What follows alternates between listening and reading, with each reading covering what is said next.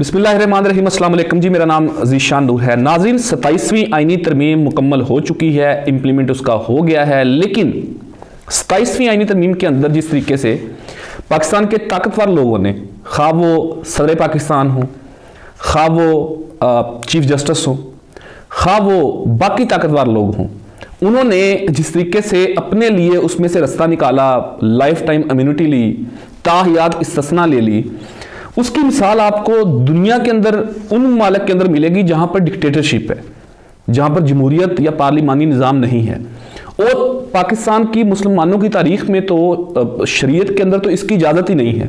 उसकी वजह यह है कि पाकिस्तान के जय्यद आलम मुफ्ती तकी उस्मानी ने भी इसके ऊपर अपना रद्द-ए-अमल दिया। उन्होंने कहा जी ये शरीयत में तो इस चीज़ की इजाज़त ही नहीं है, कैसे कोई पूरी उम्र के लिए अपने आप को कानून से बालातर समझ सकता है। और अब तकी उस्मानी साहब के बाद जो है वो मुफ्ती तारिक मसूद साहब हैं, उनका भी सबर जवाब दे गया। उन्होंने भी इसके ऊपर एक अपना बयान दिया है, वो ज़रा मैं आपके सामने रखता हूँ। नंबर एक तो इसके ऊपर बात करेंगे, और 28वीं तरमीम कब आ रही है ये भी जरा मैं आपको इस वीडियो के अंदर बताऊंगा, और उसमें क्या क्या चीजें होने जा रही हैं वो भी डिस्कस करेंगे। दूसरे नंबर के ऊपर नाज़रीन, आपको मालूम है कि आज से 2 दिन कबल पाकिस्तान के एक बड़े टीवी चैनल जियो के अंदर बड़ा शो करते हैं, शाहजेब खानजादा साहब मेरे बहुत ही फेवरेट रहे हैं और आज भी हैं। उनके साथ एक शॉपिंग मॉल के अंदर एक वाकया पेश आता है जिसमें उनकी फैमिली के साथ वो मौजूद थे, और एक शहरी ने उनकी वीडियो बनाने की कोशिश की और उनसे सवालात करने की कोशिश की। उसके बाद मुतअद्दिद तरह का जो है वो रद्द-ए-अमल लोगों का सामने आ रहा है। मैंने भी इसके ऊपर एक ट्वीट किया, मुझे बहुत सारे लोगों ने कहा कि जी आपने ठीक किया, कुछ कह रहे आपने गलत किया।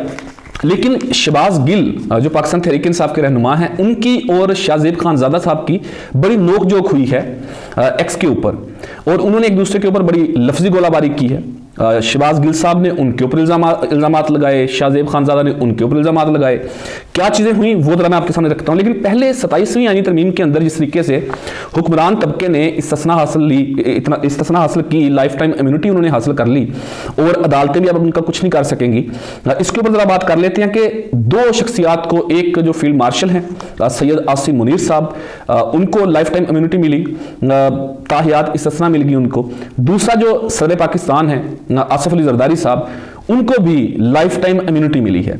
अब इसमें जो हुक्मरान जमातें हैं, अब आसिफ अली जरदारी साहब हैं, उनका जवाब तो पाकिस्तान पीपल्स पार्टी ने देना है कि क्यों उन्होंने लाइफ टाइम इम्यूनिटी उन्हें मिली, क्या उनकी ऐसी खिदमात है पाकिस्तान के लिए, कौन सा उन्होंने तीर चलाया पाकिस्तान के लिए जो उनको लाइफ टाइम इम्यूनिटी मिल गई है।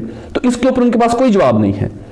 अगर उनसे पूछा जाए, मुख्तलिफ जगह पे पूछा गया, हमने सवालात भी किए उनके साथ, तो वो ये कहते हैं कि जी अगर फील्ड मार्शल साहब ले सकते हैं तो सदर पाकिस्तान तो सुप्रीम कमांडर हैं, वो भी ले लेंगे।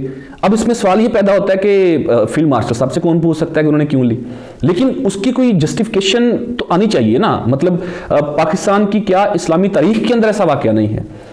बड़े बड़े कमांडर भी गुजरे, बड़े बड़े हुक्मरान भी गुजरे, लेकिन उन्होंने अपने लिए ताहयात इस्तिस्ना नहीं ली। इसके ऊपर मुफ्ती तकी उस्मानी साहब ने तो चंद दिन कबल ही अपनी स्टेटमेंट दे दी थी। और दूसरे नंबर के ऊपर मुफ्ती तारिक मसूद साहब क्या लिखते हैं वो तो मैं आपको बता देता हूं। वो कहते हैं कि जी 27वीं तरमीम की दीगर शिकों पर हमायत या मुखालफत करना सियासी जमातों का काम है, मगर किसी ओहदेदार का अदालतों से इस्तिस्ना हासिल करना गैर शरई और इस्लामी निज़ाम इंसाफ के मुनाफी है। इसी तरह दुनियावी अदालतों से तो इस्तिस्ना हासिल किया जा सकता है, लेकिन अल्लाह की अदालत में कोई बादशाह या अफसर मुस्तस्ना नहीं हो सकेगा। बेसिकली वो कहना यही चाह रहे हैं कि दुनिया के अंदर तो आप इस्तिस्ना ले लेंगे, लाइफ टाइम इम्यूनिटी ले लेंगे, कानून से बच जाएंगे, आइन से बच जाएंगे, अदालतों से बच जाएंगे, लेकिन रोज़े क़यामत तो आपको इस्तिस्ना नहीं मिलेगी। तो मुफ्ती तारिक मसूद साहब जो हैं, उनका इस टाइम के अंदर जब कोई बात नहीं कर रहा इसके ऊपर, सिर्फ अब तक 2 उलमा कराम की तरफ से ये स्टेटमेंट सामने आई है, जिसमें दूसरे मुफ्ती तारिक मसूद हैं, ये काबिल सताइश है। इतने घुटन ज़दा माहौल के अंदर, इतने फसाइयत ज़दा माहौल के अंदर अगर मुफ्ती तारिक मसूद साहब ने ये स्टेटमेंट दी है, उनका बयान सामने आया है, तो ये काबिल सताइश है, काबिल एहतराम है।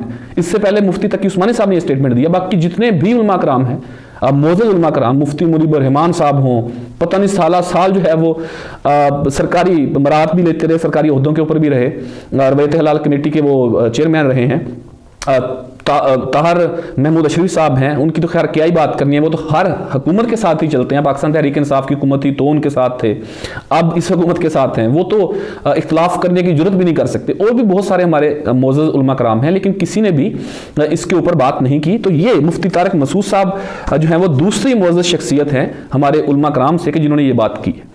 अच्छा, अब नाज़रीन आते हैं कि जो शहबाज गिल साहब और जो एंकर पर्सन शाहज़ेब खानज़ादा साहब हैं, उनके दरमियान क्या नोकझोंक हुई।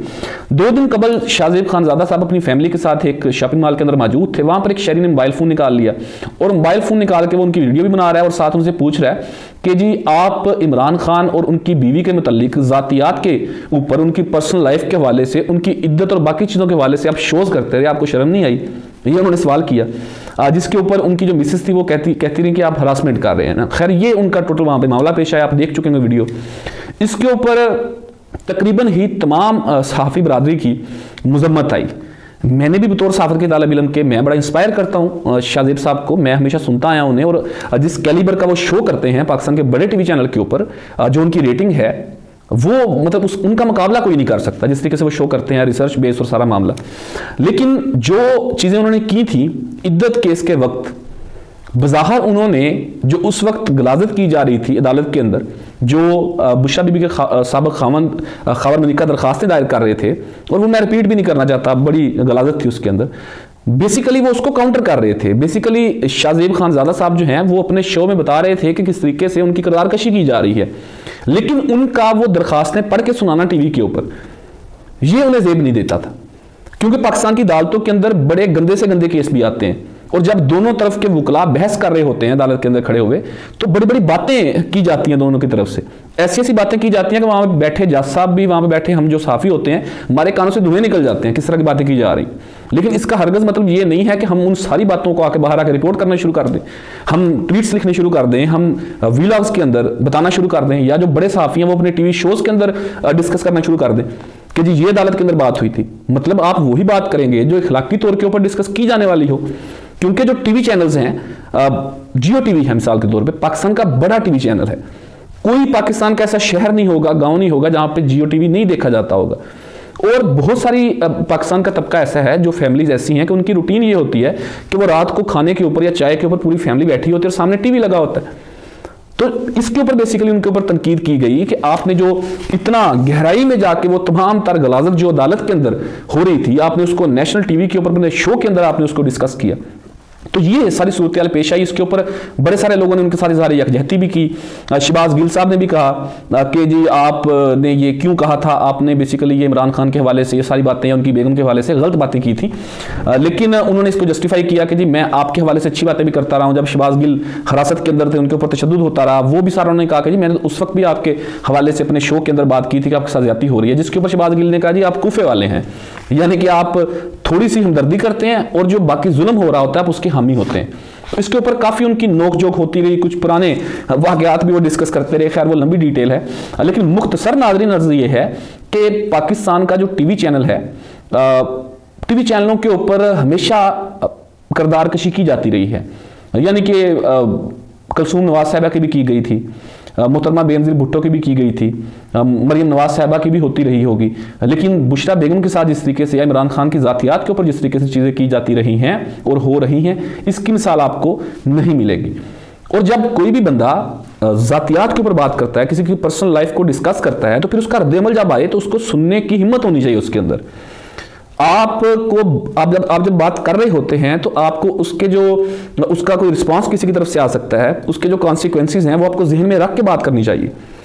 अब मैं अगर इस वीडियो के अंदर किसी की ज़ातियात के ऊपर बात करूंगा, तो वो अगर कल को मुझे किसी पब्लिक प्लेस के ऊपर मिल जाए और मुझसे वो सवाल पूछ ले सिर्फ कि जी आपने मेरे बारे ये गलत बात की थी तो क्यों की थी, तो मैं वहां पर पिट चापा डाल दूं कि जी मैं सहाफ़ी हूं, मेरे हकूक मजरूह हो गए, मुझे हरास कर दिया गया मुझे, तो ये तो कोई तरीकाकार नहीं है ना। तो जो किरदार मीडिया की तरफ से सामने आ रहा है ये कोई मुनासिब नहीं है। हम भी साफ़ी हैं, हमें ये भी होता है। मैं पहले भी परसों मैं वीडियो कर रहा था, उसमें मैंने बात की थी कि जब हम ही ये बात करेंगे कि जी मीडिया ठीक नहीं है या मीडिया गलत करता है बहुत सारी चीज़ें, तो हमें ये डर भी होता है कि हमें नौकरियों से निकाल दिया जाएगा, फलां चैनल हमें नौकरी क्यों देगा। लेकिन जो हकीकत है, तल्ख हकीकत है, उसको सामने रखना चाहिए।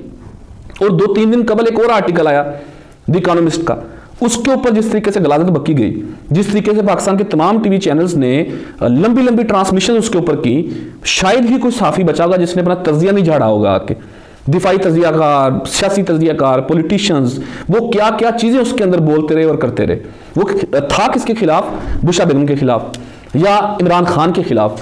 मतलब ऐसी बात आप कर रहे हैं कि जिसका रिस्पॉन्स भी अगला बंदा नहीं दे सकता, उसका काउंटर नैरेटिव भी नहीं आ सकता। वो पाबंदे सलासल है, या तो अगले बंदे का भी मौकफ आप आने दें ना, फिर आप उसको बैलेंस करके चलाएं ताकि लोग देख सकें कि यार जो बात उसके खिलाफ हो रही है वो उसको काउंटर कर पा रहा है या नहीं, क्या जो बात उसके खिलाफ हो रही है उसका जवाब उसके पास है या नहीं, फिर ही लोग फैसला करेंगे ना। आप वन साइडेड ही एक रेल चलाए जा रहे हैं। एक बंदा जो बंदे सलासल है जिसकी तस्वीर आप 2 साल से नहीं दिखा रहे, यानी कि एक ऐसा शख्स जिसकी तस्वीर आप 2 साल से टीवी के ऊपर नहीं चला पा रहे, एक साबिक वज़ीर आज़म है, आप उसकी बेगम को डिस्कस कर रहे हैं, उसकी बेगम के ऊपर आप वो मुगलजात बक रहे हैं, 2 घंटे 3 घंटे ट्रांसमिशनें कर रहे हैं, और उसकी पुरानी को तस्वीर आपने पता नहीं कहां से हासिल कर ली हैं, और वो आप चला रहे हैं टीवी के ऊपर भी, अखबारात के फ्रंट पेजेस के ऊपर आप लगा रहे हैं, लेकिन इतनी हिम्मत नहीं है कि उसके खामद की तस्वीर साथ चला दें। तो ये मतलब सूरत हाल है ओवरऑल। बहरहाल ये एक मामला सामने आया, लेकिन वक्त के साथ साथ चीज़ें चेंज होती रहती हैं। यही मीडिया था जो 2016-17 में मियां नवाज शरीफ के खिलाफ बोलता था, और अब जो है इमरान खान के खिलाफ कमर कसली हुई है। बहरहाल हमें यानी कि सहाफ़ियों को, हमारे जो सीनियर्स हैं उनको भी इस बात का ख्याल रखना चाहिए कि उन्होंने किस लाइन के ऊपर बात करनी है, किस डोमेन में बात करनी है, कितनी उसके अंदर रह के बात करनी है कि वो इखलाकियात के अंदर बात रहे। तो बहरहाल ये ओवरऑल सूरत हाल थी। ये 2 बातें बड़ी अहम थी जो आपके सामने रखनी थी। आप भी अपने कीमती फीडबैक से कमेंट सेक्शन के अंदर जरूर आगाह कीजिएगा। अपने मेज़बान अजीज शान को इजाज़त दीजिए। पाकिस्तान जिंदाबाद।